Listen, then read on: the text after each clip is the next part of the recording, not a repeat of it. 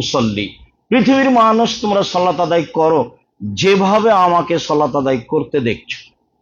হাদিস বুখারী মুসলিম।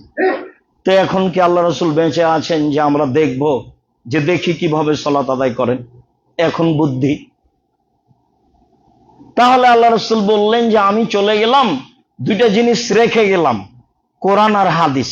যতদিন তোমরা ধরে থাকবে ততদিন তোমরা ভুল পথে যাবে না, আর যেদিন তোমরা ছেড়ে দিবা সেদিন তোমরা ভুল পথে যাবা। তাহলে পৃথিবীতে ইবাদতের জন্য সবচেয়ে গুরুত্বপূর্ণ ইবাদত সালাত আমরা জানি বা জানলাম। এই বিষয়ে রাসূলের হাদিসকে প্রাধান্য দিতে হবে, কোরআনের আয়াতকে যেমন প্রাধান্য দিতে হবে, হাদিসকে তেমন প্রাধান্য দিতে হবে। আল্লাহ তাআলা বলেছেন, ইন্নাস সালাতা কানাত আলাল মুমিনিনা কিতাবাম মাওকুতা, নিশ্চয় সালাত মুমিনদের উপরে নির্ধারিত সময়ের উপরে রয়েছে। এখন নির্ধারিত সময় হাদিস দিয়েই বাছাই করতে হবে। এখানে তো আল্লাহ রাসূল বললেন, পৃথিবীর পুরুষ নারী তোমরা সালাত আদায় করো যেভাবে আমাকে সালাত আদায় করতে দেখছো। কি পরামর্শ দিতে পারি এই মুহূর্তে? রাসূল তো বেঁচে নেই। পরামর্শ হচ্ছে, মানুষ সবাই বলে, পৃথিবীর ছোট বড়, আরবি অনারবি সবাই বলে পৃথিবীতে সবচেয়ে বিশুদ্ধ গুরুত্বপূর্ণ হাদিস গ্রন্থ হলো বুখারী, তারপরে মুসলিম। তাহলে এই দুটো দেখে সালাত ঠিক করি। আর মানুষ সমাজে আরেকটি বই ছড়িয়ে আছে, সেটা হলো রিয়াজুস সালেহিন। তার প্রায় সব হাদিসই সহিহ। না হয় রিয়াজুস সালেহিন দেখে হাদিস সালাত আদায় করি, আর না হলে একাধিক জনকে জিজ্ঞাসা করি যারা বাংলা ভাষায় সালাতের উপরে বই লিখেছেন, কার বইটি সবচেয়ে বিশুদ্ধ বলে আমরা অবগত, বা একাধিক সচেতন বিদ্বান বলেন যে তার বইটি একেবারেই কোরআন এবং সহিহ হাদিস অনুযায়ী, সেইটা পড়ি। ফাজাইলে আমল দিয়ে সালাত ঠিক করবেন, এটা তো আর হয় না। সেটাই হোক, কিন্তু সেটাই বিশুদ্ধ হতে হবে। রাসূল সাল্লাল্লাহু আলাইহি ওয়াসাল্লাম বললেন, বাল্লিগু আন্নী ওয়ালা আয়া, পৃথিবীর মানুষ আমার একটি কথা জানা থাকলে অন্যকে বলো। ও হাদ্দিসু আন বানী ইসরাঈল ওয়ালা হারাজ, বানী ইসরাইলের কাহিনী বলো, কোনো দোষ নেই। তিনি বলেন পরের বাক্যে, মান কাযাবা আলাইয়া মুতাআম্মিদান ফালিয়াতাবাওয়া মাকআদাহু মিনান নার, কেউ যদি কোনো কথা আমার নামে বলে, কেউ যদি কোনো কথা আমার নামে লিখে, সেটা যদি আমার না হয় তাহলে তার থাকার জায়গা জাহান্নাম। জুব্বা যত বড় হোক, আল খাল্লা যত বড় হোক, পাগড়ি যত বড় হোক, তার বিদ্যা দিয়ে, তার পাগড়ি দিয়ে সে বিচারের মাঠকে ঠেকাতে পারবে না। এ কথা মুহাম্মদ সাল্লাল্লাহু আলাইহি ওয়াসাল্লাম বলেন, হাদিস বুখারী মুসলিম। ধর্মের নামে আপনি মুখ দিয়ে যেটা বের করবেন সেটাই হতে হবে কোরআন এবং সহিহ হাদিস। তিনি বলেছেন, কাফাবিল মারে কাযিবান ইউহাদ্দিসা বিকুল্লি মা সামিয়া, একটা মানুষের মিথ্যুক হওয়ার জন্য এতটুকুই যথেষ্ট যে শরীয়তের কোনো কথা বলবে তদন্ত না করে। আর কি বলতে পারি, তিনি তো এভাবে বলে গেছেন। অনেক হাদিস দেখেন, বক্তা শ্রোতার পরিচয় বইয়ে কিছু দেওয়া আছে। একজন মানুষের মিথ্যুক হওয়ার জন্য এতটুকুই যথেষ্ট যে শরীয়তের কোনো কথা বলে দিল তদন্ত না করে, মুখে শুনেই বলবে শরীয়ত এরকম নয়। কেউ যদি কোনো কথা আমার নামে বলে, সেটা যদি আমার না হয় তাহলে তার থাকার জায়গা জাহান্নাম। কেউ যদি কোনো কথা আমার নামে বলে, আমার নামে লিখে, সেটা যদি আমার না হয় তাহলে তার থাকার জায়গা জাহান্নাম। খুব হিসাব করেই মুখ খুলতে হবে, খুব হিসাব করেই কলম ধরতে হবে। থাক, বন্ধ থাক। যারা ধরবে তারা যেন পরকালকে রক্ষা করার হিসাবে ধরে। পরকাল হারিয়ে যাবে, দুনিয়ায় ধরলাম, এমন কলমের, এমন কথার প্রয়োজন নেই। চিরদিনই মানুষ ধর্মের নামে হাদিস রচনা করেছে, আজও মানুষ চিন্তা চেতনা ছাড়াই জাতির সামনে বক্তব্য দিচ্ছে। আমি তদন্তে যা বুঝেছি, এদেশের মাটিতে শতকরা 95 জন বক্তা বক্তৃতার জগতে মিথ্যার আশ্রয় নেয় বলে আমার তদন্ত। শতকরা 98 জন মুফাসসির বক্তৃতায় মিথ্যার আশ্রয় নেয় বলে আমার তদন্ত। আপনিও মানুষ হিসেবে তদন্ত করেন, অনেক কিছু তদন্ত করার পড়ে আছে। আমরা মানুষ হিসাবে টুটা ফাটা যা কলমে লিখেছি সলাতের উপরে সেটু আগে তদন্ত করেন। তাফসির কি মিথ্যা হতে পারে? ওই বই যা তাফসির আছে সবই মিথ্যা। বইয়ের নাম হলো তাফসির কি মিথ্যা হতে পারে, আব্দুর রাজ্জাক বিন ইউসুফ। ওই বইয়ে যা তাফসির আছে একটা সত্য নাই, সবই মিথ্যা। জাতির জন্যই লিখেছি, আপনার জন্য লিখেছিলাম। স্বাভাবিকভাবে ইবাদত করার, ধর্ম পালন করার চেষ্টা করিয়েন না। মাছ দিয়ে ভাত খেলে কাঁটা ফেলে খান, বুদ্ধি ঠিকই আছে। শরীয়ত মানার ব্যাপারে চুপচাপ হুজুর যা বলেছেন সেটাই মানবেন, বিষয়টি এমন নয়। আল্লাহ তাআলা বলছেন ফাসআলু আহলা যিকরি ইন কুনতুম লা তা'লামুন বিল বায়িনাতি ওয়াজ জুবুর। পৃথিবীর মানুষ জানা মানুষের নিকটে বিদ্যা, জানা মানুষের নিকটে জানো প্রমাণ সহকারে। পৃথিবীর মানুষ তোমরা জানা মানুষের নিকটে জানো প্রমাণ সহকারে। জানা মানুষ যদি বলেন প্রমাণ ছাড়াই, তাহলে সেটা গ্রহণ হবে না। খুব সম্মান করে আব্দুর রাজ্জাক বিন ইউসুফকে বাসায় নিয়ে গেলেন, দাওয়াত দিয়ে তো দেখলেন বাম হাতে পানি খাচ্ছে। তাহলে কি এটা নিয়ম হয়ে গেল? জি না। কিভাবে সালাত আদায় করতে হবে বাস্তবাসী, লম্বা কথার এখানে সুযোগ নেই। পেশাব পায়খানার প্রয়োজন থাকলে কি করতে হবে তা বাস্তব বলেছি, নতুন কথা নয়। অজু করে দোয়া পড়বেন, আশহাদু আল্লা ইলাহা ইল্লাল্লাহু ওয়াহদাহু লা শারীকা লাহু ওয়া আশহাদু আন্না মুহাম্মাদান আবদুহু ওয়া রাসূলুহু। এই দোয়া পড়লে জান্নাতের সব দরজা খুলে দেওয়া হবে বলে রাসূল সাল্লাল্লাহু আলাইহি ওয়াসাল্লাম বলেছেন, হাদিস বুখারী মুসলিম। জায়নামাজে বা এই সালাতের জন্য কাতারে দাঁড়িয়ে নিয়তের নামে কোনো দোয়া পড়বেন না। অজু করার পরে এই দোয়া, নিয়তের নামে কোনো দোয়া পড়লেই সেটা বিদআত হবে এবং তখন আর ইবাদত কবুল হবে না। আল্লাহ রাসূল বলেছেন, মান আয়া মুহদাসান লা ইকবাল আনহু আদলুন সারফ।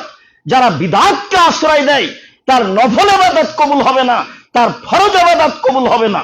কিয়ামত পর্যন্ত আপনি জায়নামাজে দাঁড়িয়ে নিয়তের নামে কোনো দোয়া পড়তে হবে, এটা আপনি প্রমাণ করতে পারবেন না। মাযহাবী বইগুলো তো লেখা আছে নিয়ত হচ্ছে অন্তরের পরিকল্পনা, ইরাদাতুল কলব। আমি কি ইবাদত করতে যাচ্ছি যেটা ভাবছি সেটার নাম নিয়ত। আবার আপনাকে নতুন ভাবে নিয়ত করতে হবে, জোহরের একটা, আসরের একটা, মাগরিবের একটা, ফজরের একটা, এশার একটা, সিয়ামের জন্য একটা। কত নিয়তের দোয়া, হিসাব নাই, ভুল হিসাব। এখান থেকে ফিরে আসতে হবে, পৃথিবীর প্রত্যেকটা মানুষকে ফিরে আসতে হবে, আসতেই হবে। অজু করে দোয়া পড়ে কেবলামুখী হয়ে দুই পায়ের মাঝে ফাঁকা রাখতে হবে, শরীরের ভারসাম্য বজায় রেখে যা রাখা লাগে। দুই পায়ের গোড়ালি জমা করতে হবে। মহিলাদেরকে এ কথা মিথ্যা। হাজারো মহিলা বৈঠকে বলা হয়, বুবু যখন আপনি নামাজে দাঁড়াবেন তখন দুই পায়ের গোড়ালিকে জমা করে রাখবেন। কেন? দুই পায়ের গোড়ালি যদি ফাঁকা রাখেন, লজ্জা স্থানের যোগাযোগ বুবু মাটির সাথে হবে, মাটি অভিশাপ করবে। বুবুর এই কথা মিথ্যা, একেবারেই মিথ্যা। যদিও বলেন বুবু, এ কথা বুখারীতে আছে। দুই পায়ের মাঝে ফাঁকা থাকবে, শরীরের ভারসাম্য বজায় রাখতে যতটুকু ফাঁকা লাগে। দুই পায়ের মাঝে ফাঁকা রেখে কোন শব্দ ছাড়াই আল্লাহু আকবার, কাঁধ সামনাসামনি অথবা কানের লতি সামনাসামনি হাত উঠিয়ে। একাধিক হাদিস। আল্লাহু আকবারের পূর্বে বিসমিল্লাহ চলে না। আল্লাহু আকবার এত পাওয়ারফুল শব্দ। আল্লাহু আকবার, আল্লাহর চেয়ে কোনো কিছু বড় নেই। আরশের চেয়ে আল্লাহ বড়। আরশ হচ্ছেন 7 আকাশ 7 জমিনের চেয়ে বড়। আল্লাহ হচ্ছেন সবকিছুর চেয়ে বড়। আল্লাহু আকবার, এই কথা বলে আপনি সালাত শুরু করবেন। আল্লাহু আকবার ছাড়া অন্য কোনো কথা দিয়ে চলে না। কাঁধ সামনাসামনি হাত উঠবে অথবা কানের লতি সামনাসামনি। একাধিক সহিহ হাদিস। ডান হাতের কবজি বাম হাতের কবজির উপর রেখে, যারা আমরা দেখতে পাচ্ছি তারা দেখতে পাচ্ছি, যারা দেখতে পায় না তারা যেন অবশ্যই কান লাগিয়ে খেয়াল করি। সময়ের গতিতে আমরা যারা জানতে পারবো আরো ভালো দেখে নিব। যারা আমাদের সামনে অনলাইনে পৃথিবীর বিভিন্ন প্রান্ত থেকে আছেন তারা আপনারা 5 জনকে বলবেন, সময়ের গতিতে যন্ত্রের মাধ্যমে যারা জানতে পারবেন তারা আরো দিনী ভাই বোন 5 জনকে বলার চেষ্টা করবেন। এটাই সালাতের বাস্তব নীতি। ডান হাতের কবজি বাম হাতের কবজির উপরে রেখে বুকের উপরে রাখবেন। 4টি সহিহ হাদিস। 5টি সহিহ হাদিস, নাভির নিচে রাখবেন 3টি জয়ীফ হাদিস। আমল করার বিষয়টি আপনার। বুকের উপরে হাত বেঁধে আপনি বলবেন, দুই পায়ের মাঝে ফাঁকা আছে, পুরুষ নারী একই হুকুম, সাল্লু কামা রাআইতুমুনি উসাল্লি। পৃথিবীর মানুষ, তোমরা সালাত আদায় করো পুরুষ নারী যেভাবে আমাকে সালাত আদায় করতে দেখছো। তিনি এই কথা বলার পরে আয়েশাকে ভিন্নভাবে সালাতের কথা বলেননি। তিনি এই কথা বলার পরে হাফসা রাদিয়াল্লাহু তাআলা আনহাকে ভিন্নভাবে সালাতের কথা বলেননি। তিনি সারা পৃথিবীর মানুষকে এইভাবে বলেছেন, আমাকে যেভাবে সালাত আদায় করতে দেখছো তোমরা সেভাবেই সালাত আদায় করো। তারপরে বলবেন সানা, প্রশংসা, আল্লাহুম্মা বাঈদ বাইনি ওয়া বাইনা খাতায়ায়া কামা বা'আদতা বাইনাল মাশরিকি ওয়াল মাগরিব। হে আল্লাহ, আমার পাপকে অত দূরে করে দাও আমার থেকে, পূর্ব পশ্চিমকে তুমি একটা থেকে আরেকটাকে যত দূরে রেখেছো। আমি তো আর জানি না পূর্ব থেকে পশ্চিম কত দূরে, তো তোমাকে বলছি পাপকে আমার থেকে দূরে করে দাও, পূর্ব পশ্চিমের মধ্যে যত ব্যবধান। তুমি যেটা বুঝো সেটাই। আল্লাহুম্মা নাক্কিনি মিনাল খাতায়া কামা ইয়ানাক্কা সাবুল আবিজ মিনাদ দানাস। হে আল্লাহ, তুমি আমার পাপকে ধুয়ে দাও যেমন ভাবে সাদা কাপড়কে ময়লা থেকে ধুয়ে পরিষ্কার করা হয়। আল্লাহুম্মা আগসিল খাতায়া বিল মাই ওয়াস সালজি ওয়াল বারাদে। হে আল্লাহ, তুমি আমার পাপকে ধুয়ে দাও পানি দিয়ে, বরফ দিয়ে, তুষার দিয়ে, শিশির দিয়ে তুমি আমার পাপকে ধুয়ে পরিষ্কার করে দাও, ঝকঝকে করে দাও আমাকে। এটা হলো সানা। আল্লাহু আকবার বলার পরে এটাই গ্রহণ করবেন সবাই, এটাই গুরুত্বপূর্ণ। আবু হুরায়রা রাদিয়াল্লাহু তাআলা আনহু বলেন, আল্লাহর নবী আল্লাহু আকবার বলার পরে কেরাত আরম্ভ করার মাঝে আপনি চুপ থাকেন, কি বলেন? তখন আল্লাহ রাসূল বললেন, আমি এইটা বলি, আউযু বিল্লাহি মিনাশ শাইতানির রাজিম, মারদুদ বিতাড়িত শয়তান থেকে পরিত্রাণ চাচ্ছি, বিসমিল্লাহির রহমানির রহিম, পরম দাতা দয়ালুর আরম্ভ করছি। এই যে একবার আউযু বিল্লাহ হলো, আর কোথাও লাগবে না। এখন শুরুর প্রথমে হলে বিসমিল্লাহ, আর না হলে এটার পরে যেটা শুরু করবেন সেটাই। আলহামদুলিল্লাহি রাব্বিল আলামিন, বিশ্বজগতের প্রতিপালকের প্রশংসা। আর রহমানির রহিম, তিনি হচ্ছেন পরম দাতা দয়ালু। মালিকে ইয়াউমিদ্দিন, তিনি হচ্ছেন বিচার দিনের মালিক। ইয়াকা না'বুদু, একমাত্র তোমার ইবাদত করি। ওয়া ইয়াকা নাস্তাইন, একমাত্র তোমার নিকটে সাহায্য চাই। তুমি আমার একটা কথা শোনো, অনেক প্রশংসা করলাম তোমার, প্রশংসার মালিক তুমি, সমস্ত প্রশংসা তোমার, বিচার দিনের মালিক তুমি, পরম দাতা দয়ালু তুমি, একমাত্র তোমারই ইবাদত করি, একমাত্র তোমার কাছেই সাহায্য চাই, পৃথিবীর কোনো মানুষের কাছে চায় না। পৃথিবীর কোনো মানুষের ইবাদত করি না, পৃথিবীর কোন মানুষের কাছে মাথা নত করি না। এত কিছু বললে তোমাকে আমি একটা কথা বলছি, ইহদিনাস সিরাতাল মুস্তাকিম, তুমি আমার একটা কথা শোনো, আমাকে সরল পথ, সোজা পথ দেখাও। তুমি আমার একটা কথা শোনো, তুমি আমাকে সরল পথ, সোজা পথ দেখাও। সিরাতাল্লাযীনা আন'আমতা আলাইহিম, ওদের পথ দেখাও তুমি, যাদের ভালোবেসেছো, যাদের প্রতি দয়া করেছো, যাদের প্রতি অনুগ্রহ করেছো, তাদের পথ দেখাও। ইব্রাহিম আলাইহিস সালামের পথ দেখাও, নূহ আলাইহিস সালামের পথ দেখাও, সিদ্দিক শুহাদাদের পথ দেখাও। যাদের ভালোবেসেছো তাদের পথ দেখাও, যাদের নিয়ামত দিয়ে, অনুগ্রহ দিয়ে পূর্ণ করেছো তাদের পথ দেখাও। গায়রিল মাগযুবি আলাইহিম ওয়ালাদ-দাল্লিন, অভিশপ্ত ইহুদিদের পথ দেখাবা না, ভ্রষ্ট খ্রিস্টানদের পথ দেখাবা না। আমিন। দীর্ঘ সময় ধরে তোমার দরবার যে প্রার্থনা করলাম, এই প্রার্থনা তুমি কবুল করো। কোরআন মাজিদে একটি সূরা, সেটি সূরা ফাতিহা, যার শেষে আমিন বলতে হবে, এই কথা রাসূল সাল্লাল্লাহু আলাইহি ওয়াসাল্লাম বলেন। 8টি সহিহ হাদিস আছে যে জোরে আমিন বলতে হবে, একটি জয়ীফ হাদিস আছে ধীরে আমিন বলতে হবে। চুপ থাকার কোনো হাদিস পৃথিবীতে নেই। আমিন। দীর্ঘ সময় ধরে তোমার দরবারে যে প্রার্থনা করলাম সেটা তুমি কবুল করো।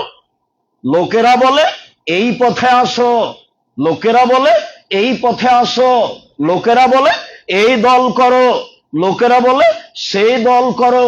আমি কোন পথে যাই? তুমি আমাকে সোজা পথ দেখাও। সম্মানিত দিনী ভাই বোন, বিসমিল্লাহির রহমানির রহিম, পরম দাতা দয়ালুর নামে আরম্ভ করছিলাম যে কোনো একটি সূরা। কুল হুয়াল্লাহু আহাদ, হে নবী আপনি বলুন আল্লাহ একক, আল্লাহু সামাদ, আল্লাহ নিরপেক্ষ মুখাপেক্ষীহীন। লাম ইয়ালিদ, তিনি কাউকে জন্ম দেননি, ওয়ালাম ইউলাদ, তিনি কারো থেকে জন্ম নেননি, ওয়ালাম ইয়াকুল লাহু কুফুয়ান আহাদ, তার পৃথিবীর সমকক্ষ কেউ নেই। আল্লাহু আকবার। সবচেয়ে মহান উঁচু বড় আল্লাহ। আবার হাত দুটি পর্যন্ত উঠাতে হবে। আব্দুল্লাহ ইবনে ওমর বলেন, কানা ইযা কামা ফি সালাত ও দাখালা ফি সালাত, যখন আব্দুল্লাহ ইবনে ওমর সালাতে দাঁড়াতেন, কাব্বারা ওয়া রাফা ইয়াদাইহি, তখন আল্লাহু আকবার বলতেন এবং দুই হাত উঁচু করতেন, উঠাতেন। ওয়া ইযা রাকা রাফা ইয়াদাইহি, যখন রুকুতে যেতেন তখন দুই হাত উঠাতেন। ওয়া ইযা কামা মিনার রুকুয়ে, যখন রুকু থেকে উঠতেন তখন দুই হাত উঠাতেন। ওয়া ইযা কামা মিনার রাকাতাইনে রাফা ইয়াদাইহি, যখন দুই রাকাত পড়ে তিন রাকাতের জন্য দাঁড়াতেন তখন হাত উঠাতেন। এক, দাঁড়ানোর সময়; দুই, রুকুতে যাওয়ার সময়; তিন, রুকু থেকে উঠার সময়; চার, চার রাকাত সালাত হলে তৃতীয় রাকাতে দাঁড়াবো যখন তখন দাঁড়িয়ে আল্লাহু আকবার বলে হাত উঠিয়ে বাকি কাজ করতে হবে।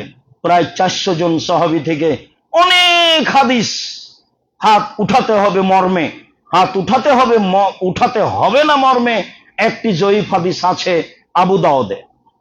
সম্মানিত দিনী ভাই বোন, বিষয়টি যদিও লাখো কোটি মানুষের কাছে অনেক কথার মধ্যে চলছে, এরপর আপনি আপনার বিবেচনাকে প্রাধান্য দিবেন, এ কথাই ঠিক। আপনার বিবেচনা তো কাজে লাগে, সমাজে ধর্মে লাগে না কেন? আপনার তো চিন্তা ভাবনা, কাজকর্ম, আচারি বিচার সমাজে তো ভালোই কাজে লাগে, তো ধর্মে কাজে লাগে না কেন? লাগা উচিত। সম্মানিত দিনী ভাই বোন, এইবার আপনি যাচ্ছেন রুকুতে, হাত ওই পর্যন্ত উঠাবেন, কাঁধ সামনাসামনি। রুকুতে যাওয়ার পূর্বে কয়েকটি কথা। রুকুতে গেলে মাথা উঁচুও থাকবে না, মাথা নিচুও থাকবে না, পিঠের লম্বা হাড় একবারে সোজা হয়ে থাকবে, আর হাত দুটি দিয়ে হাঁটুকে চেপে ধরবেন। কোমর থেকে সামনের ওজন দুই হাতের উপরে থাকবে। মাথা উঁচুও হবে না, মাথা নিচুও হবে না, পিঠের লম্বা হাড় একবারে সোজা হয়ে থাকবে। একাধিক সহিহ হাদিস। হাত এইভাবে বাঁকা হবে না। শরীরটা আপনার কোমরের উপরেই সম্পূর্ণ ওজন আছে, এমনি আপনি একটু হালকা বাঁকা হয়ে আছেন, এইটা রুকু নয়। কোমর থেকে সামনের ওজন হাতের উপরে থাকতে হবে, তাহলে রুকুটা সুন্দর এবং পিঠের লম্বা হাড় একেবারেই সোজা হবে। আপনি এইভাবে রুকুতে গিয়ে বলবেন সুবহান রব্বিয়াল আযীম, উঁচু আল্লাহর পবিত্রতা বর্ণনা করছি। একাধিকবার, 10 বারের হাদিস ঠিক নয়, 5 বারের হাদিস ঠিক নয়, 3 বারের হাদিসও ঠিক নয়, যে যত পারে। অন্য বর্ণনায় এসেছে আল্লাহর নবী রুকুতে থাকলেন সূরা বাকারা পড়ার সমান। আপনার অনুকূলে যা হয় আপনি তা বলতে থাকেন। অবশ্যই যেভাবে বলছি রুকু সেভাবেই হতে হবে, তবে আমার কথার সত্যতা আপনি এসব হাদিস গ্রন্থ থেকে মিলিয়ে নিতে পারেন, বা আপনার বুঝে একাধিক জিজ্ঞাসার উত্তরে নির্ভরযোগ্য যেটা সলাতের বই, যাওয়ার সময় একটা সলাতের বই কিনে নিয়ে যাবেন, আব্দুর রাজ্জাক বিন ইউসুফ, সেটা তো তদন্ত চালান। আমরাও তো মানুষ, তবে আমরা সজ্ঞানে জেনে শুনে কোনো দুর্বল হাদিসের আশ্রয় নিনি, সজ্ঞানে জেনে শুনে কোনো মাযহাবের আশ্রয় নিনি, তবে আমরা সজ্ঞানে জেনে শুনে নিজের স্বার্থ বাস্তবায়ন করার চেষ্টা করিনি। জাতির যদি রাস্তাঘাট করে দিতে না পারি, জাতির যদি স্কুল কলেজ করে দিতে না পারি, জাতিকে চূড়ান্ত সঠিক ধর্ম দিতে পারবো ইনশাআল্লাহ। জাতিকে ধর্মের নামে ফাঁকি দিয়ে পরকাল হারাতে রাজি নই, তবে আমি মানুষ, ভুল ত্রুটি কোথাও থাকতে পারে, এটাই স্বাভাবিক। প্রাণপণে চেষ্টা করি জাতির সামনে সঠিক ধর্ম পেশ করার। চলেন সামি আল্লাহু লিমান হামিদা। আল্লাহ সে লোকের প্রশংসা শুনলো যে তার প্রশংসা করলো, হামদান কাসিরান তাইয়িবান মুবারাকান ফি, খুব তার প্রশংসা, বরকতময় তার প্রশংসা, মঙ্গলময় তার প্রশংসা। ইলা সামাওয়াতে, আকাশ পরিমাণ প্রশংসা, মিলাল আর জমিন পরিমাণ প্রশংসা, মিলামা সে তামিন শাইন বাদ। এরপরে যে তুমি কত প্রশংসা চাও, যত চাও তত। আলা সানায়াল মাজদে, আরে তুমি তো প্রশংসার অধিকারী, সম্মানের অধিকারী। আহকুমাকার আব্দ, বান্দা তোমার প্রশংসায় যা বলেছে তার চেয়ে হাজারো লক্ষ কোটি গুণ প্রশংসার অধিকারী তুমি। বান্দা প্রশংসায়, দাস দাসী প্রশংসায় যা বলেছে তার চেয়ে হাজারো লক্ষ কোটি গুণ প্রশংসার অধিকারী তুমি। আমাদের যেটুকু বলেছ সেটুকু ভাঙাচোরা বললাম মাত্র। অকুল্লন, সারা পৃথিবীর মানুষ সবাই তোমার দাস, পুরুষ নারী সবাই তোমার দাস দাসী। আল্লাহুম্মা লা মানিয়া লিমা আতাইতা, তুমি যা দেবে না তাকেও দিতে পারে না। ওয়ালা মুতিয়া লিমা মানাতা, আর তুমি যা দিবে তাকেও ঠেকাতে পারে না। ওয়ালা ইয়ানফাউ জাল জাদ্দে মিনকাল জাদ্দ, আর কোন বৃত্তশালীর অর্থ সম্পদ তোমার মোকাবেলায় কোনো কাজে আসবে না। কোন বৃত্তশালীর অর্থ সম্পদ তোমার সামনে কোনো কাজে আসবে না। তুমি যা দিবে তাকেও ঠেকাতে পারে না, তুমি যা দিবে না তাকেও তো দিতে পারে না। কোন বৃত্তশালীর অর্থ সম্পদ তোমার সামনে কাজে আসে না। আপনি রুকু থেকে উঠে দাঁড়িয়ে এগুলো বলতে থাকবেন, উঠলেন আর চলে যাবেন সিজদায়, এটা হলো সালাত? সম্মান দিতে হবে, আল্লাহ নবী বলেছে। এরপরে চলেন যাই সিজদায়। সম্মানিত দিনী ভাই বোন, আব্দুল্লাহ ইবনে আব্বাস রাদিয়াল্লাহু তাআলা আনহু বলেন, রাসূল সাল্লাল্লাহু আলাইহি ওয়াসাল্লাম বলেছেন, ওমের তানাজ্জুল সাবাতে আযম, আমাকে 7 হাড়ের উপরে সিজদা করতে বলা হয়েছে। আলাল জাবহাতে, কপাল, নাক কপাল দুইটা মিলে একটা, ওয়াল ইয়াদাইনে 2 হাত, আর রুকবাতাইনে 2 হাঁটু, অবে আথরাবিল কাদামাইনে 2 পায়ের শেষ প্রান্ত। এই 7 হাড়ের উপরে আমাকে সিজদা করতে বলা হয়েছে, আদেশ। সিজদার সময় নাক কপাল মাটিতে থাকবে, নাক আগে না কপাল আগে এটা বিবেচনার প্রয়োজন নেই, 2 অংশ মাটিতে থাকবে, এইটা কথা। 2 হাত এ হলো 3, 2 হাঁটু এ হলো 5, 2 পায়ের শেষ অংশ এ হলো 7। যদি শরীর হাত চুলকানো লাগে তাহলে সিজদাই নয়। যদি হাত দিয়ে চুলকাতে যান তাহলে একটা উঠে গেছে, যদি পা একটু উঠান তাহলে আরেকটা উঠে গেছে, তাহলে 5 অঙ্গ আছে অথবা 6 অঙ্গ আছে। রাসূলেরকে আদেশ যেটা করা হয়েছে সেটা অমান্য করা হলো। শরীরের যদি কোনো কাজ করা লাগে তাহলে তা পরে করতে হবে, সিজদাই নয়। উল্লেখ্য যে সিজদার সময় 2 পায়ের গোড়ালি এইভাবে লেগে থাকবে। আয়েশা রাদিয়াল্লাহু তাআলা আনহা বলেন, আমি ঘুম থেকে উঠে বিছানায় হাত দিয়ে দেখলাম আল্লাহ রাসূল আছে কি নাই, কি ব্যাপার, আল্লাহ রাসূলকে বিছানায় দেখি না কেন, ঘর তো তখন অন্ধকার। এইভাবে খুঁজতে খুঁজতে আমার হাতটি তার 2 পায়ের গোড়ালির উপরে পড়ল। অত্র হাদিস আল্লামা বাইহাকি পেশ করে বলেছেন, বিষয় উল্লেখ করেছেন, 2 পায়ে একসাথে জমা লেগে থাকবে। হাজারো দিন জন্মের পর থেকে শুনে আসছি, যেদিন বুদ্ধি হয়েছে যে ডান পায়ের বৃদ্ধাঙ্গুল নড়ানো যাবে না, একবারে নগদ ডা মিথ্যা কথা। সিজদার সময় 2 পায়ে এসে জমা ধরে যাবে, পায়ের বৃদ্ধাঙ্গুল কেবলামুখী থাকবে, জমা থাকবে। আমার হাত তার 2 এর উপরে পড়লো, পায়ের গোড়ালির উপরে পড়লো। তখন তিনি বলছেন, কি বলছেন একটু পরে বলি। তারপরের অংশ তিনি বলছেন, ওলা নাক্তা ফেতা সাওবা সিয়াবা শারা, আমাকে কাপড় এবং মাথার চুল জড়িয়ে নিতে নিষেধ করেছেন। হাদিস বুখারী মুসলিম। জামা জড়ানো যাবে না, পায়জামা নিচের দিক থেকে উপরে জড়ানো যাবে না। উপরে জড়িয়ে নিতে পারেন তাহলে ওটা পরিধানের মধ্যে থাকলো। পায়জামা প্যান্ট নিচে থেকে জড়ানো অপরাধ, কোরআন হাদিসের বিপরীত কথা, সহিহ বুখারী মুসলিমের হাদিসের বিপরীত কথা। হাত জড়ানো যাবে না। হ্যাঁ, জড়ানো আছে, ওযু করে নেন, তারপর খুলে আদায় করতে হবে। মহিলাদের মাথার চুল বেনি গাঁথতে হবে, না হয় খুলে রাখতে হবে। সবকে সিজদায় যাওয়ার সুযোগ দিতে হবে। মাথার চুল, কাপড় চোপড় সব সিজদায় যাচ্ছে, এই জন্য কোনোটাই জড়ানো হবে না। আমাকে মাথার চুল এবং কাপড় জড়াতে নিষেধ করা হয়েছে। এই কথা আপনাকে খুব ভালোভাবে মাথায় রাখতে হবে। জরুরি যে পায়জামা প্যান্ট লুঙ্গি কখনো নিচে থেকে জড়ানো যাবে না, একেবারে টোটালেই নিষেধ। টাকনুর নিচে রাখা সর্বদাই নিষেধ। সালাতের সময় জড়িয়ে নিতে হবে নিচে থেকে, এটা একেবারেই সরাসরি হাদিসে নিষেধ। মাথার চুল খুলে রাখতে হবে, অন্যথায় বেনি রাখতে হবে, নিজ গতিতে ছেড়ে রাখতে হবে। খোপা বাঁধা থাকলে খুলে দিয়ে সালাত আদায় করতে হবে। অত্র হাদিসের এটাই দাবি, হাদিস বুখারী মুসলিম। এরপর আপনি বলবেন, আয়েশা রাদিয়াল্লাহু তাআলা আনহা বলেন, তিনি বলছেন, আউযু আল্লাহুম্মা আউযু, তোমার কাছে আমি আশ্রয় চাচ্ছি। আউযু বিরাজাকা মিন সাখাতিকা, তোমার সন্তুষ্টির মাধ্যমে অসন্তুষ্টি হতে পরিত্রাণ চাচ্ছি। অবে মুআফাতিকা মিন উকুবাতিকা, তোমার ক্ষমার মাধ্যমে তোমার শাস্তি থেকে বাঁচতে চাচ্ছি। ওয়াউযু বিকা মিনকা, তোমার মাধ্যমে তোমার নিকটে অন্যায় অবিচার হতে বাঁচতে চাচ্ছি, অশ্লীলতা হতে বাঁচতে চাচ্ছি। লা উহসি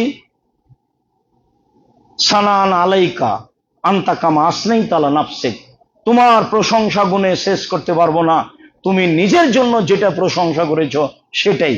আমি আর কি বলি? আমি তোমার কাছে তিনটা দাবি পেশ করলাম। এক, তোমার অসন্তুষ্টি থেকে বাঁচতে চাচ্ছি তোমার সন্তুষ্টি দিয়ে। দুই, তোমার ক্ষমার মাধ্যমে বাঁচতে চাচ্ছি তোমার শাস্তি হতে, ক্ষমাটা দিয়ে বাঁচাও শাস্তি হতে। তিন, তোমার মাধ্যমে তোমার থেকেই আমি আশ্রয় চাচ্ছি যে কোনো অন্যায় অবিচার হতে। প্রশংসা তোমার, তুমি যেভাবে করেছো গুণে শেষ করতে পারবো না। আয়েশা রাদিয়াল্লাহু তাআলা আনহা বলেন, কানান নবী সাল্লাল্লাহু আলাইহি ওয়াসাল্লাম ইয়াকসুরা ইয়াকুলা ফি রুকুইহি ওয়া সুজুদিহি। আয়েশা রাদিয়াল্লাহু তাআলা আনহা বলেন, আল্লাহ নবী বেশি বেশি বলতেন রুকু সিজদাতে, সুবহানাকা আল্লাহুম্মা রাব্বানা ওয়া বিহামদিকা আল্লাহুম্মা গফিরলি, হে আল্লাহ তোমার প্রশংসা সহকারে তোমার পবিত্রতা বর্ণনা করছি, তুমি আমাকে ক্ষমা করো যতবার ইচ্ছা। সুবহানাকা আল্লাহুম্মা রাব্বানা ওয়া বিহামদিকা আল্লাহুম্মা গফিরলি, হে আল্লাহ তোমার প্রশংসা সহকারে তোমার পবিত্রতা বর্ণনা করছি, তুমি আমাকে ক্ষমা করো যতবার ইচ্ছা।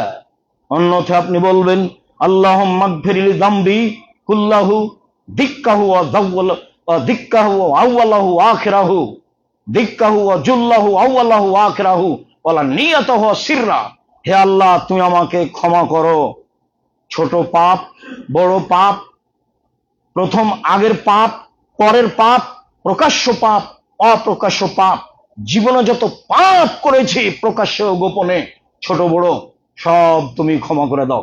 আল্লাহুম্মা গফিরলি যামবি কুল্লাহু দিক্কাহু ওয়া জুল্লাহু ওয়া আউওয়ালাহু ওয়া আখিরাহু ওয়ালা নিয়াতাহু সিররা, গোপনের এবং প্রকাশের সব পাপ ক্ষমা করে দাও। অন্যথা আপনি বলবেন, সুবহুন কুদ্দুসুন রব্বুল মালাইকাতুর রূহ, তোমার পবিত্রতা বর্ণনা করছি, তুমি জিবরাইলের প্রতিপালক, তুমি ফেরেশতার প্রতিপালক, তোমার পবিত্রতা বর্ণনা করছি। সুবহুন কুদ্দুসুন রব্বুল মালাইকাতুর রূহ। অন্যথা আপনি বলবেন, সুবহান রাব্বিয়াল আলা, উঁচু আল্লাহর পবিত্রতা বর্ণনা করছি, সম্মানিত উঁচু মর্যাদার অধিকারী আল্লাহর পবিত্রতা বর্ণনা করছি। সম্মানিত দিনী ভাই বোন, রাসূল সাল্লাল্লাহু আলাইহি ওয়াসাল্লাম বলেন যে সিজদাই সবচেয়ে মানুষ আল্লাহর কাছাকাছি হয়। কাজেই এই দোয়া ছাড়াও আরো মানুষ সিজদাই বেশি দোয়া করতে পারে। তবে রাসূল সাল্লাল্লাহু আলাইহি ওয়াসাল্লাম বলেছেন, নহিতান আকরা কোরআন ফির রুকুই ওয়া সুজুদে, আমাকে রুকু সিজদায় কোরআন মাজিদ পড়তে নিষেধ করা হয়েছে। তাহলে যত হাদিসের দোয়া আছে আপনি সিজদায় বলতে পারেন। আপনি বলবেন, আল্লাহুম্মা ইন্নাকা আফুবুন তুহিব্বুল আফওয়া ফাফু আন্নি, হে আল্লাহ তুমি ক্ষমাশীল, ক্ষমাকে ভালোবাসো, আমাকে ক্ষমা করো। আরো যত ইস্তেগফারের দোয়া আছে আপনি আপনার মন চাইলে সিজদায় বলতে পারেন। বারা ইবনে আযিব রাদিয়াল্লাহু তাআলা আনহু বলেন, রাসূল সাল্লাল্লাহু আলাইহি ওয়াসাল্লাম বলেছেন, রুকুন নবী সাল্লাল্লাহু আলাইহি সাল্লাম ও সুজুদহু ও বাইনা সাজদাতাইনে ওয়া যা রাফা মিনাল রুকুয়ে মাখালাল কিয়ামে ওয়াল কওদে কারিবিলাম নিসায়। রাসূলের সিজদার থাকার সময়, রাসূলের সিজদায় থাকার সময়, দুই সিজদার মাঝে উঠে বসে থাকার সময় এবং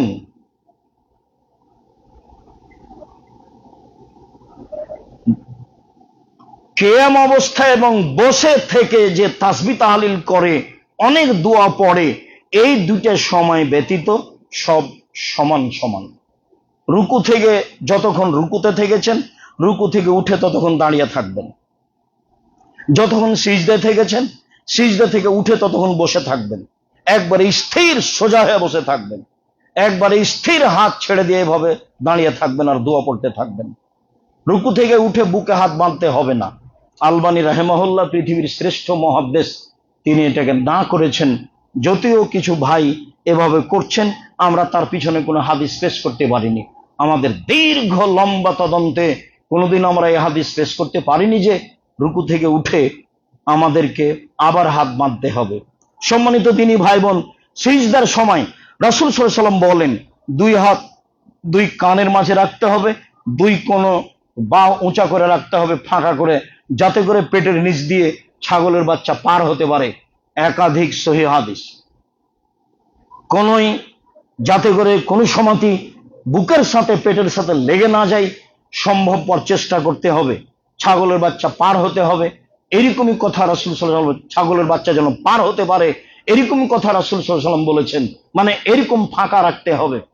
যেসব মহিলা বৈঠকে বলা হয় যে এমন ভাবে মহিলারা সিজদা করবে যাতে করে বুক এবং উরুর মাঝে কোনো ফাঁকা না থাকে। ও তো বহুদিন বলেছি যে মহিলা বৈঠকে এইভাবে বলা হয়, বুবু যখন তুমি সিজদায় যাবা তখন হাতি যেমন মাটিতে পড়ে যায়, সেভাবে মাটিতে পড়ে গিয়ে বুককে উরুর সাথে লাগিয়ে আঁটো সাঁটো হয়ে সিজদা করিও, নইলে স্তন ঝুলন্ত থাকবে, পর্দার ব্যাঘাত ঘটবে। বুবুর সব কথাই নাকি বুখারীতে আছে। এগুলো সব নগদ মিথ্যা কথা। পৃথিবীর মানুষ, সাল্লু কামা রাআইতুমুনি উসাল্লি, তোমরা সালাত আদায় করো যেভাবে আমাকে সালাত আদায় করতে দেখছো। এই বিবরণের পরে তিনি আয়েশা রাদিয়াল্লাহু তাআলা আনহাকে ভিন্নভাবে সালাতের কথা বলেননি। এই বিবরণের পরে তিনি হাফসা রাদিয়াল্লাহু তাআলা আনহাকে ভিন্নভাবে সালাতের কথা বলেননি। এই হাদিসের পরে তিনি উম্মু সালমা রাদিয়াল্লাহু তাআলা আনহাকে ভিন্নভাবে সালাতের কথা বলেননি। পৃথিবীর সকল পুরুষ নারীদের সালাত একই, এতটুক যে মহিলারা ইমাম হলে লাইনেই থাকবে, সামনে যেতে পাবে না। এতটুক যে মহিলাদের ইমামতিতে ভুল হলে হাতের উপরে আঘাত করে ইমামকে অবগত করাতে হবে। ডান হাতের তালু দিয়ে বাম হাতের পিঠের উপরে মেরে অবগত করাতে হবে। পুরুষ ইমামের ভুল হলে সুবহানাল্লাহ বলতে হবে। এ কথা রাসূল সাল্লাল্লাহু আলাইহি ওয়াসাল্লাম বলেন। এইটুকুই পার্থক্য। আর টাকনুর নিচে কাপড় তাদের সব সময়ই রাখবে, আর আমাদের টাকনুর উপরে কাপড় তা সব সময়তেই সালাতের বাহিরে ভিতরে একই ব্যাপার। কাজে এই দুটাই তফাৎ, তাছাড়া কোনো তফাৎ নেই। এইভাবে সিজদায় আপনি দোয়া পড়লেন, সিজদা থেকে উঠে আসেন, এক রাকাত হলো, আরেক রাকাত দুই সিজদার মাঝে আপনি বলবেন আল্লাহুম্মা গফিরলি ওয়ারহামনি ওয়াহদিনি ওয়াফিনি ওয়ারযুকনি। হে আল্লাহ তুমি আমাকে ক্ষমা করো, হে আল্লাহ তুমি আমাকে হেদায়েত দাও, হে আল্লাহ তুমি আমার প্রতি দয়া করো, হে আল্লাহ তুমি আমাকে খেতে দাও, খাওয়ার ব্যবস্থা করে দাও। দুই সিজদার মাঝে খেতে চাওয়া হয়, ক্ষমা চাওয়া হয়, দয়া চাওয়া হয়। আর না হলে বলবেন রব্বিক ফিরলি, হে আল্লাহ তুমি আমাকে ক্ষমা করো, আল্লাহ তুমি আমাকে ক্ষমা করো। সিজদা থেকে উঠে আরেক সিজদায় যাওয়ার পূর্বে আপনি বলবেন। সম্মানিত দিনী ভাই বোন, এবার এক রেখাত হলো, আরেক রেখাতে এভাবে পড়ে যদি আত্তাহিয়াতের বৈঠক হয় তাহলে বাম পায়ের পাতার উপরে বসতে হবে, ডান পা খাড়া করে রাখবেন, পায়ের গোড়ালি আপনার নিতম্বের সাথে থাকবে আর বৃদ্ধাঙ্গুল কেবলামুখী থাকবে। আর যদি সালামের বৈঠক হয় তাহলে বাম পা ডান দিক দিয়ে বের করে দিতে হবে, এটাই ঠিক। যদিও কিছু হাদিসে প্রমাণ হচ্ছে যে শেষ রাকাত মানে যেখানে দুই বৈঠক আছে সেই সালাতে নিতম্বের উপরে বসতে হবে।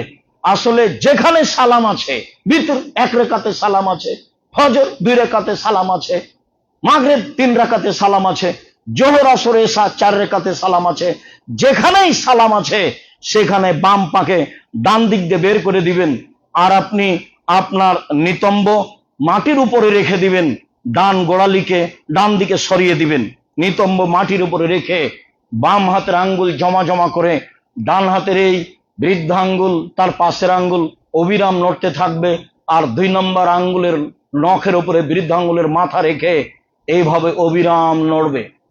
ইল্লাল্লাহ, আশহাদু আল্লা ইলাহা ইল্লাল্লাহর সমত আঙ্গুল উঠাতে হবে। এর প্রমাণে পৃথিবীতে সহি হাদিস নেই, জাল হাদিস নেই, জয়ীফ হাদিস নেই, ভুয়া হাদিসও নেই, এমনিতেই চলছে। অনেক অংশে জাল জয়ীফ হাদিস আছে, কিন্তু ইল্লাল্লাহর সমাতে একবার উঠাতে হবে, এর প্রমাণে ভুয়া হাদিসও নেই। অবিরাম নড়বে, শয়তানকে আঘাত করতে হবে। পুরুষ নারী একই হুকুম, স্বাভাবিক গতিতে। আত্তাহিয়াতু লিল্লাহি ওয়াস সালাওয়াতু ওয়াত তাইয়্যিবাতু, সমস্ত ইবাদত আল্লাহর জন্য। আসসালামু আলাইকা আইয়ুহান নবিয়্যু ওয়া রাহমাতুল্লাহি ওয়া বারাকাতুহু, হে নবী আপনার উপরে শান্তি অবতীর্ণ হোক, রহমত বরকত হোক। আসসালামু আলাইনা ওয়া আলা ইবাদিল্লাহিস সালিহিন, শান্তি আমাদের উপরে হোক, ভালো মানুষের উপরে হোক। আশহাদু আল্লা ইলাহা ইল্লাল্লাহ, আমি সাক্ষ্য দিচ্ছি আল্লাহ ছাড়া কোনো মাবুদ নাই।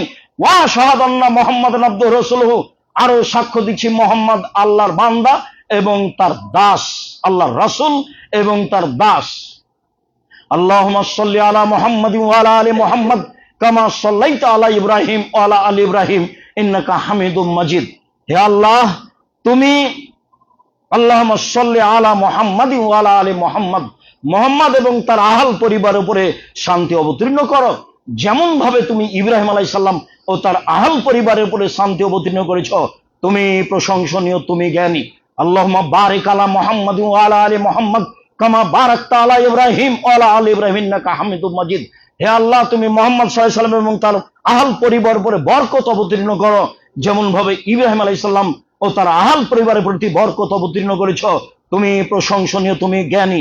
আল্লাহুম্মা ইন্নী যালামতু নাফসি যুলমান কাসীরা, হে আল্লাহ, জীবনে খুব পাপ করেছি, ফাগফিরলি, তুমি আমাকে ক্ষমা করো।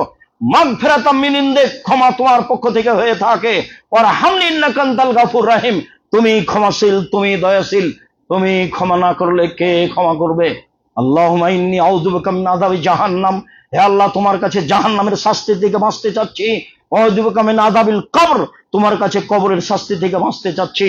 আউযু বিকা মিন ফিতনাতিল মাসিহিদ দাজ্জাল, তোমার কাছে দাজ্জালের বিপদ থেকে বাঁচতে চাচ্ছি। আউযু বিকা মিনাল মাসামি ওয়াল মাগরাম, আউযু বিকা মিন মাহিয়াতিল মা ওয়াল মামাত, আউযু বিকা মিন মাহিয়াতিল মামাত, আউযু বিকা মিন ফিতনাতিল মাহি ওয়াল মামাত, তোমার কাছে বাঁচতে চাচ্ছি ইহকালের ফিতনা হতে, তোমার কাছে বাঁচতে চাচ্ছি পরকালের ফিতনা হতে। আল্লাহুম্মা আউযু বিকা মিনাল মাসামি ওয়াল মাগরাম, তোমার কাছে বাঁচতে চাচ্ছি বড় পাপ হতে, তোমার কাছে বাঁচতে চাচ্ছি ঋণ কর্য হতে, তোমার কাছে বাঁচতে চাচ্ছি বড় পাপ হতে, তোমার কাছে বাঁচতে চাচ্ছি ঋণ কর্য হতে। সালাতের শেষে তোমার কাছে দাবি জানাচ্ছি, তুমি আশ্রয় দাও, তোমার কাছে চাচ্ছি আশ্রয় বড় পাপ হতে, তোমার কাছে আশ্রয় চাচ্ছি ঋণ কর্য হতে। তুমি আজিজ, তুমি পরাক্রমশালী, তোমাকে বিশ্বাস করি, তোমাকে চিনি, যে দাবি জানাচ্ছি সেটা তুমি কবুল করো। সম্মানিত দিনী ভাই বোন, আমার একটা পরামর্শ থাকছে, এরপরে অনেক দোয়া আপনি বলবেন, এটা আমার পরামর্শ। শেষে আপনি বলবেন রাব্বির হামহুমা কামা রাব্বায়ানি সাগীরা। বহুদিন থেকে আপনাকে বলে আসছি, ভুলে কোনো ফল ভালো নেই। আর না হলে সকাল সন্ধ্যা তাসবিতে নিয়ে আসবেন এই আসসালামু আলাইকুম রহমতুল্লাহ, আসসালামু আলাইকুম রহমতুল্লাহ, এরপরে যা হবে তা জিকির। সম্মানিত দিনী ভাই বোন, জিকিরগুলি বই পুস্তকে দেখে নিব। আপাতত আজকের মতো সালাত কিভাবে আদায় করতে হবে তার বাস্তবতা আপনাদের সামনে পেশ করছিলাম। কোনো জায়গায় ছুটে গেছে বলে যদি অস্পষ্ট হয়ে থাকে, তাহলে পরবর্তীতে বললে আমরা সেভাবে বাকিটুকু বলার চেষ্টা করব ইনশাআল্লাহ। সম্মানিত দিনী ভাই বোন, অবশ্যই সালাতের পরে 2-1 মিনিট বসবেন। আজকে সুন্নাতের পরে বা সুন্নাতের আগেই সালাম ফিরেই দাঁড়াবেন না। আর যেটুকু সব সময় বলি, এখানে আপনাদেরকে সবাইকে আসতে বলি, ভাই বোন সহ, আত্মীয় স্বজন সহ, এই জন্য যে ধর্মের ব্যাপারে আপনার কিছু না কিছু আমি উপকার করবই করবো ইনশাআল্লাহ, এবং চূড়ান্ত সঠিক করার চেষ্টা করবো ইনশাআল্লাহ। আর যেটুকু আপনার উপরে দাবি থাকে, অবশ্যই আপনি জামিয়া সালাফের বিষয়টি ভুলে আসবেন না। বিশ্বাস করেন, জামিয়া সালাফে 500-র অধিক এতিম অসহায় ছেলে আছে, যাদেরকে আল্লাহ আপনাদের অর্থ সম্পদের উপরে রেখে দিয়েছে। 500-র অধিক এতিম অসহায় ছেলে মেয়ে আছে, প্রায় প্রায় 5,000-এর অধিক ছেলে মেয়ে পড়াশোনা করে। আরো কত কাজ আছে সেগুলো চলে। কাজেই কখনো সংকীর্ণতা দেখাবেন না। আল ইয়াদুল উলিয়া খায়রুম মিন ইয়াদিস সুফলা, দেওয়া হাত ভালো নেওয়া হাতের চেয়ে ভালো। মানে সবকিছু দিয়ে ভালো, জমি জায়গায় ভালো, অর্থ সম্পদে ভালো, ছেলে মেয়ের বিদ্যা বুদ্ধিতে ভালো, পরেজগারিতায় ভালো, তাকওয়াতে ভালো, অসুখ বিসুখে ভালো। দান সব কিছুর উপকার করতে পারে। সবচেয়ে শক্তিশালী ইবাদত হলো দান। আল্লাহ রাসূল বলছেন, বাপকে চিকিৎসা করতে নিয়ে যাচ্ছ, অসুস্থ ব্যক্তিকে চিকিৎসা করতে নিয়ে যাচ্ছ, আগে দান করে দাও, দিয়ে নিয়ে যাও। দান দিয়ে চিকিৎসা শুরু করিও। সম্মানিত দিনী ভাই বোন, অবশ্যই যা বললাম তা সম্ভবপর আমল করার চেষ্টা করবেন। আমি আপনাদের দিনী ভাই, সহযোগিতা করার চেষ্টা করি। আল্লাহ আমাদের যারা মারা গেছে, তুমি তাদের কবরের শাস্তি মাফ করো। আমরা যারা অসুস্থ বাড়িতে হাসপাতালে, তুমি তাদের শেফা দান করো। আমরা যারা বেঁচে আছি, তুমি তাদেরকে তোমার রাসূলের পদ্ধতি অনুযায়ী চলার তৌফিক দান করো। পৃথিবীর বিভিন্ন জায়গায়